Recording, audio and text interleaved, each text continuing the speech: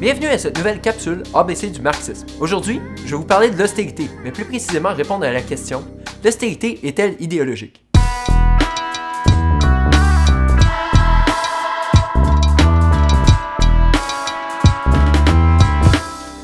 La dernière décennie a été une période d'austérité brutale au Québec comme ailleurs.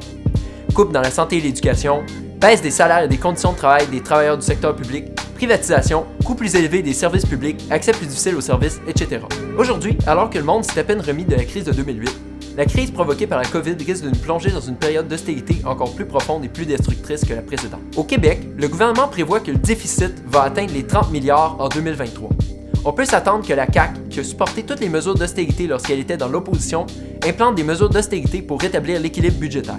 Québec solidaire demande à Legault de ne pas plier à la pression des banques et des patrons qui voudront qu'il impose des mesures d'austérité. Les dirigeants du parti laissent entendre qu'il faudrait simplement que Legault ait du courage politique pour taxer les capitalistes et les grandes entreprises pour repayer la dette. Mais est-ce que l'austérité est vraiment juste un choix? Est-ce que l'austérité, c'est simplement une mauvaise idéologie économique qui suffirait de rejeter avec un peu de bonne volonté? Voilà depuis le crash de 2008 que le capitalisme est plongé dans une crise interminable. Quand est survenue la crise mondiale de 2008, les divers gouvernements sont allés à la rescousse des grandes banques et entreprises et leur ont versé plus de 1400 milliards de dollars. Le plan de sauvetage des États-Unis durant cette période représentait 73% de leur PIB. C'est de l'argent qui, au lieu de se retrouver dans les services publics, se retrouvait directement dans les poches des patrons. Tout ça bien sûr pour sauver le capitalisme et s'assurer que les entreprises continuent à faire des profits records, même pendant la crise. Mais ces sommes d'argent faramineuses ont creusé la dette des gouvernements. Et les banques s'assurent toujours de récupérer leurs dettes. Après la crise de 2008, la solution a été unanime pour les gouvernements et les banques. Il fallait implanter l'austérité. Les travailleurs ont subi la crise de plein fouet. Privatisation, coupe dans la santé et l'éducation, diminution des salaires et conditions de travail dans le secteur public, augmentation des coûts des services, etc. Au Québec, nous ne sommes pas étrangers aux mesures d'austérité.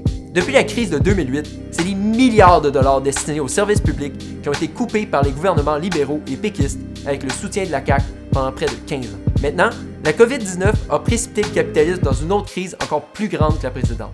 Les gouvernements, cette fois, ont délié les cordons de la bourse et ont donné plus d'argent que jamais aux entreprises privées pour les sauver. Le gouvernement canadien, à lui seul, a dépensé plusieurs centaines de milliards de dollars dans les premiers mois de la pandémie.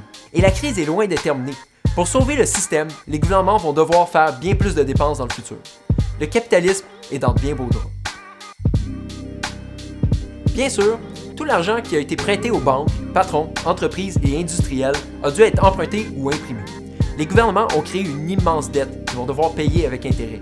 Et simplement continuer à imprimer de l'argent va éventuellement entraîner une inflation des prix des marchandises, ce qui va contrecarrer les tentatives actuelles du gouvernement de réduire les dégâts de la crise. Mais l'argent, il ne pousse pas dans les arbres.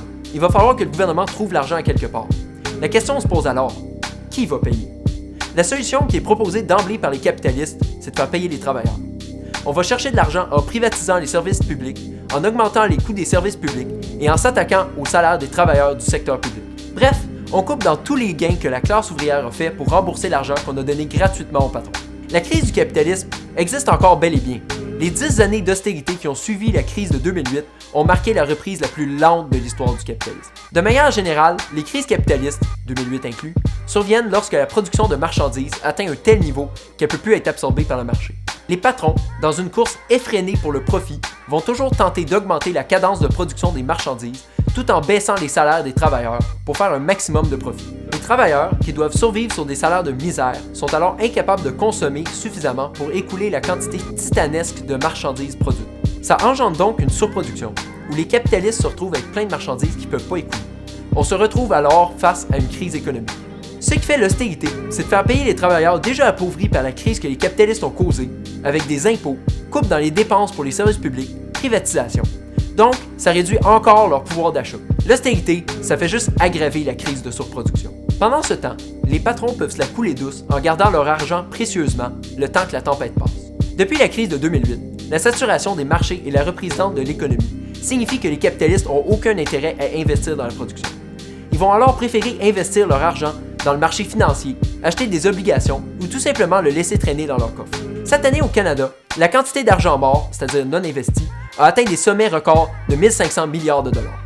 Ça, c'est de l'argent qui reste dans les coffres des banques et qui n'est pas réinvesti dans l'économie ou dans les services sociaux.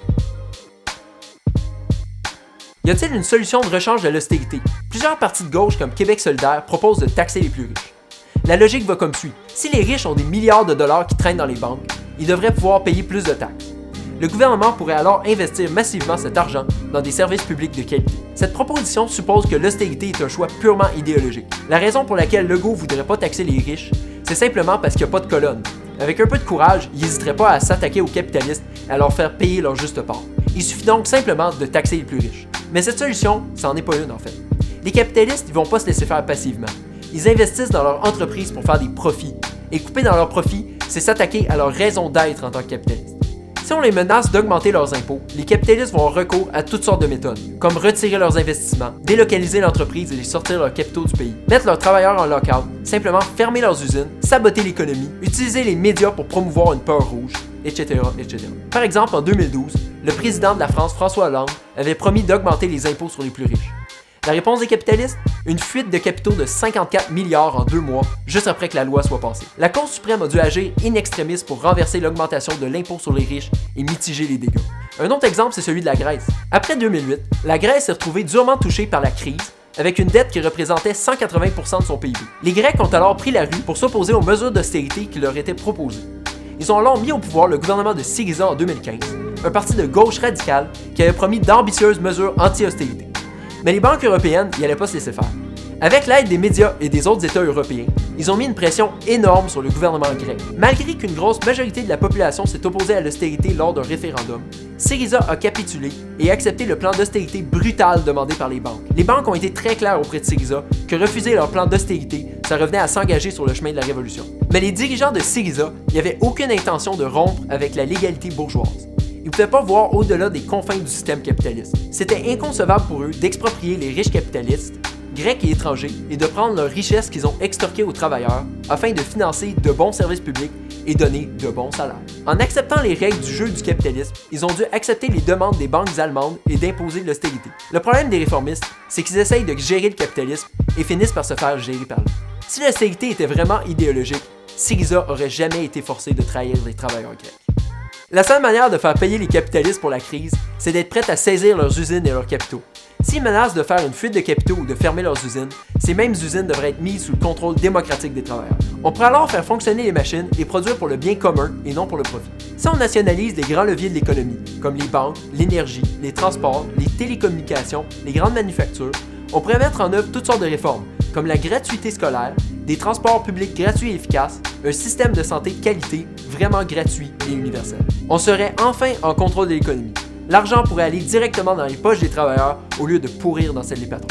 Ça, c'est le programme des socialistes révolutionnaires. Donc finalement, est-ce que l'austérité, c'est idéologique? Comme on a vu, le système capitaliste est en crise perpétuelle. Depuis des années que l'économie n'est pas capable de se rétablir. Les capitalistes vont toujours faire payer les travailleurs pour la crise, simplement pour garder leur profit. Quelle que soit l'idéologie du parti au pouvoir, s'il n'est pas prêt à rompre avec le capitaliste, il va être contraint d'imposer des mesures d'austérité.